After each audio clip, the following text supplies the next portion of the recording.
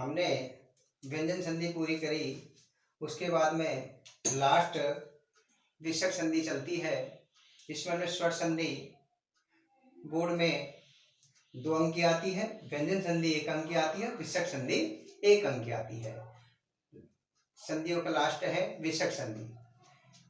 कौन संधि पढ़ रहे हैं? विसर्ग संधि।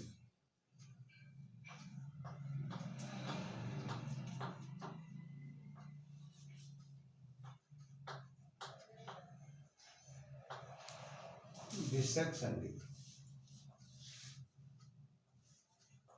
30 नंबर की। इसकी परिभाषा, विसर्ग के बाद में स्वर व्यंजन के रहने पर विसर्ग के स्थान पर जो परिवर्तन या विकार होता है उसे हम विसर्ग संधि कहते हैं। अर्थात विसर्ग से स्थाने किमपि परिवर्तनम भवति विसर्ग संधि कथ्यते। विसर्ग के स्थान पर कोई परिवर्तन होता है तब विसर्ग संधि कहलाती है। सबसे पहले हम 1 नंबर पर संधि पढ़ेंगे सत्व संधि। सत्व संधि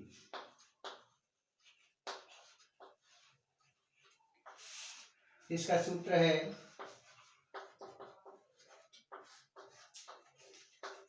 विसर्ज नियस्य से, यानी विसर्ज नियस्य से। इसका मतलब होता है विसर्ग के बाद में खर प्रत्याहार का कोई वर्ण आता है, विसर्ग के बाद में खर प्रत्याहार का कोई वर्ण आता है तो विसर्ग के स्थान पर सकार हो जाता है। सकार का मतलब होता है स हो जाता है। विसर्ग के बाद में खर प्रत्याहार के वर्ण होता है। ये विसर्ग लिखा हमने, और विसर्ग के बाद में खर प्रत्याहार के वर्ण कौन कौन से होते हैं? खर प्रत्याहार। खर प्रत्याहार में आता है पहला, दूसरा, से और से। तो विसर्ग के स्थान पर से हो जाता है। विसर्ग के बाद में खर प्रत्याहार के, इसका मतलब होता है सूत्र का, विसर्ग के बाद में खर प्रत्याहार के वर्ण होते हैं। खर प्रत्याहार में कौन कौन से वर्ण आते हैं? पहला, दूसरा, यानी के, खे, चे, छे, ते, थे, पे, या से। इनमें से कोई सा भी वर्ण होता है तो विसर्ग के स्थान पर सकार करते हैं, यानी कि से हो जाता है। फिर जैसे हमने लिखा विसर्ग के बाद में, यदि विसर्ग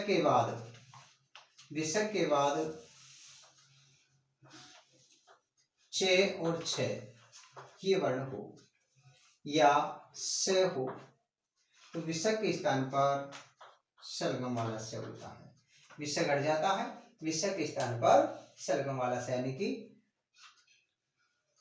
तालव्य। इसके बाद में है, यदि विसर्ग के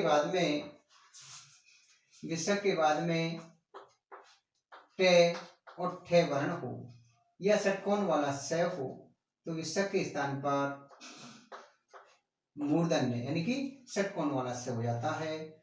और विसर्ग के बाद में, विसर्ग लिखा, विसर्ग के बाद में मान लीजिए ते और थे वर्ण हो या सलेट वाला से, दंतव्य, ये से हो तो विसर्ग के स्थान पर कौन सा से करते हैं? सलेट वाला, ये से हो जाता है। यहां तक समझ में आया? सत्व संधि है। पहले था विसर्ग संधि किसे कहते हैं? विसर्ग से स्थाने किमपि परिवर्तनम भवति तदा विसर्ग संधि कथ्यते। अर्थात विसर्ग के बाद में स्वर या व्यंजन होता है तो विसर्ग के स्थान पर कोई परिवर्तन या विकार होता है तब विसर्ग संधि होती है। फिर पहले नंबर पे सत्व संधि। सत्व में यानी विसर्ग का से बनता है। विसर्ग से कब बनता है? जब विसर्ग के बाद में खर प्रत्याहार का वर्ण होता है। खर में कौन कौन से वर्ण आते हैं? पहला और दूसरा वर्ण आता है, यानी के, खे, चे, छे, ते, थे, पे, फे। इस प्रकार से प्रत्येक वर्ण का पहला दूसरा वर्ण होना चाहिए, या से। इनमें से कोई सा भी वर्ण होता है विसर्ग के स्थान पर से होता है। कौन सा से कब होता है? 3 प्रकार के से हैं। तो विसर्ग के बाद में चे और छे या सरगम वाला से आता है तो विसर्ग के स्थान पर से हो जाता है। कौन सा से होता है? तालव्य। इसके बाद में विसर्ग के बाद में टे और ठे या षटकोण वाला से आता है, मूर्धन्य जिसको कहते हैं, और विसर्ग के स्थान पर मूर्धन्य से हो जाता है षटकोण वाला। विसर्ग के बाद में ते और थे सलेट वाला से आता है तो विसर्ग के स्थान पर से हो जाता है। कौन सा से होता है ये? दंत। ठीक है, लिट तुलसा नाम दंता, यानी कि दंत हो जाता है। ये हमारे समझ में यहाँ तक आ गया। इसके बाद में इसके हम देखते हैं उदाहरण।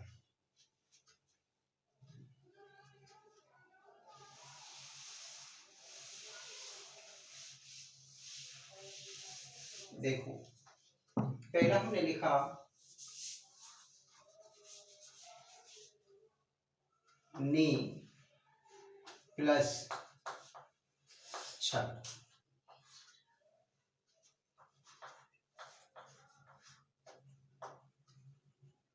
नी प्लस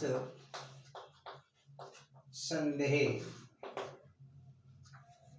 राम प्लस च, मन प्लस ताप, इत प्लस तत, नी प्लस शुल्क,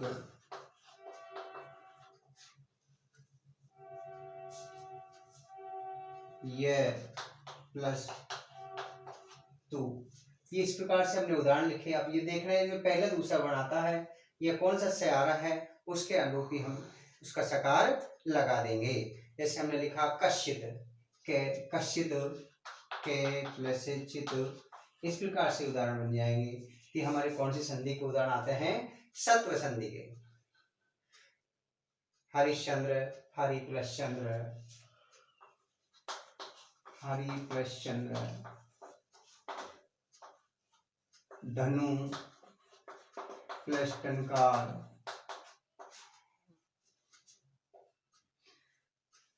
धनु प्लस टंकार, ये हमारे सत्व संधि के उदाहरण रहे।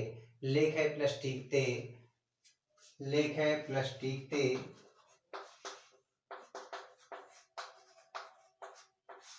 ये सत्व संधि के हमने उदाहरण लिखे। अब इसके रूप में अब देखेंगे हम, ये छह का वर्ण आ रहा है तो विसर्ग के स्थान पर कौन सा से बनेगा?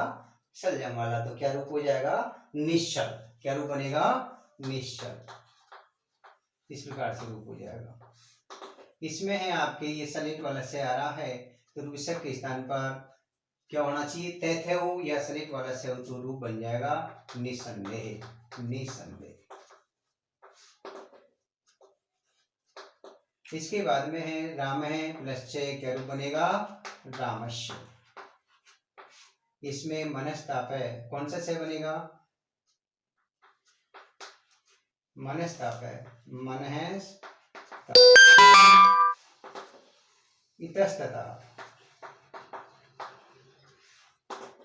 निःशुल्क,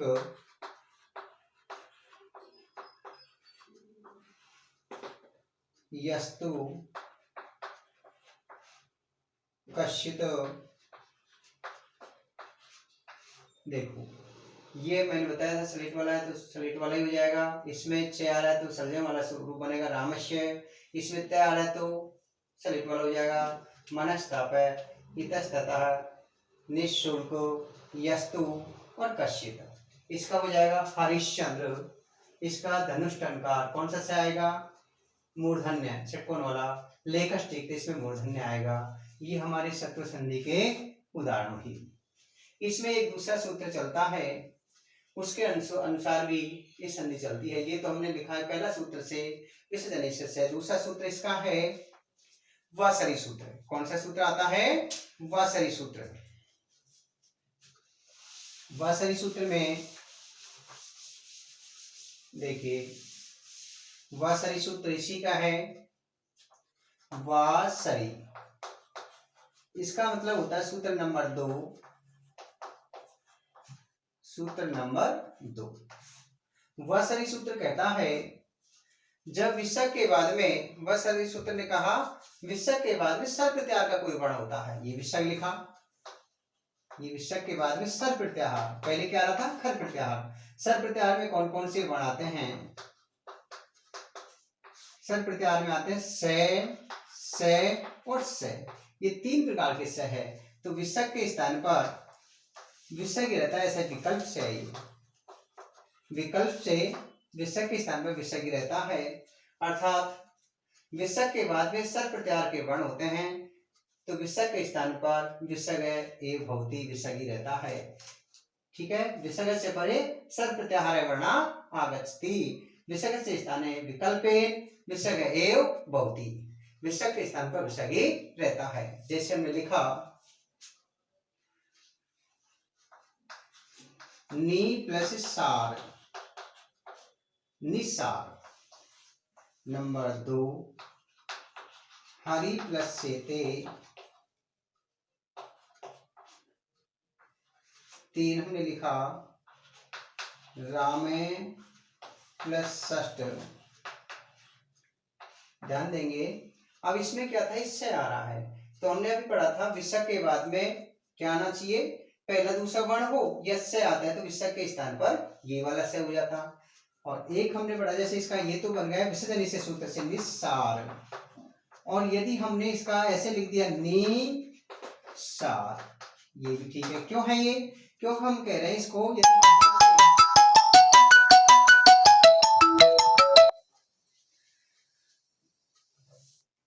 विसर्ग के बाद में सर प्रत्याहार का वर्ण होता है, विसर्ग के स्थान पर विकल्प से विसर्ग ही रहता है तो रूप क्या बन जाएगा, निस्सार।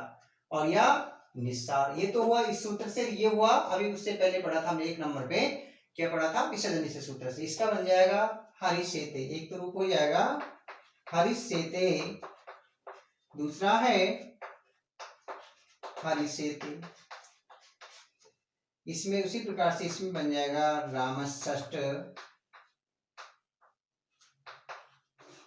और इसका हो जाएगा रामे षष्ठ। ये हमारे वासरी सूत्र कहता है, क्योंकि विकल्प से आपने ऐसे देखा होगा निसंतान है, निसंदेह है, निःशुल्क है, दोनों प्रकार से होते हैं ये। ठीक है, यस शरीर है, यस है प्लस शरीर, जैसे और उदाहरण में लिखता हूं उसी के दोनों तरीके से हो जाएंगे। 3 उदाहरण लिखे हमने, चौथा में लिखता हूं इसमें, जैसे हमने लिखा यस शरीर है, निसंतान, नि प्लस संतान,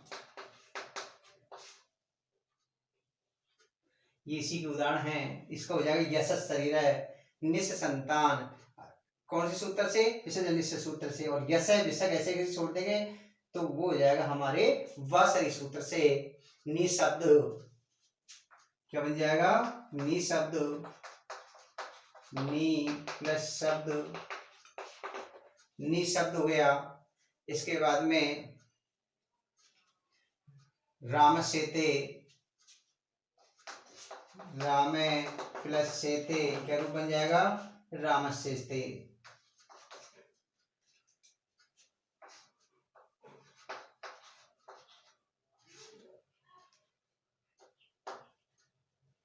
शिवस प्लस शब्द, शिव शब्द। अब इसमें वही है, इसके बाद में ये क्या हो जाएगा, यशस शरीर है, 2 रूप बन जाएंगे इसके भी, एक तो बन जाएगा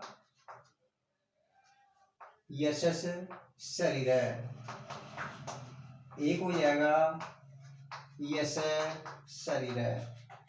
अब दोनों में अंदर ये तो हमने लिखा वासरी सूत्र से, ये विसर्जनी सूत्र से।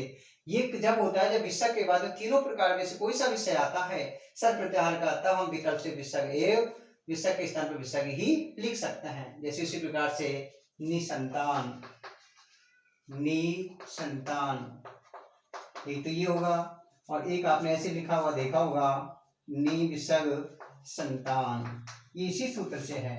ठीक है, इसी प्रकार से निशब्द और निशब्द, रामसेते, रामे सेते, शिव शब्द और शिव शब्द, ये हमारे इस सूत्र से ही हुआ, इसमें कोई दिक्कत नहीं है। इसके बाद में अगली वीडियो में हम अगली संधि पढ़ेंगे, विसर्ग संधि की।